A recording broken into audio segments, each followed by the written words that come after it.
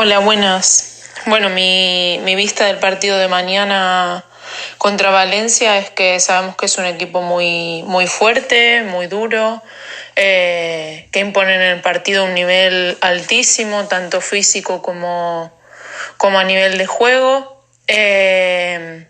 Creo que tenemos que estar más enfocadas en nuestro trabajo y en mejorar nosotras que en el rival, ya que tiene muy buenas jugadoras y sabemos de su potencial.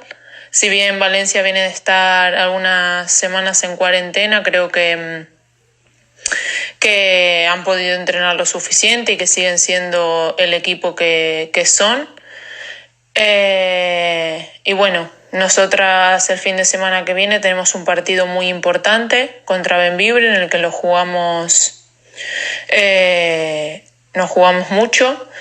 Entonces creo que tenemos que usar el partido, como te decía antes, para enfocarnos en nosotras, en jugar como equipo, en mejorar nuestro juego, que salga más fluida nuestra ofensiva y unirnos en defensa. Así que bueno, creo que tenemos que usarlo para eso, tenemos que poner un nivel muy alto de concentración, intentar jugar todas juntas por el mismo objetivo y mantener ese nivel de concentración los 40 minutos, que a veces en otros partidos eso nos pasa factura.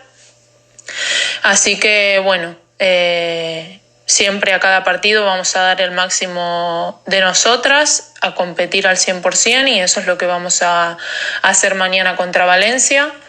Pero mirando también con la perspectiva de que el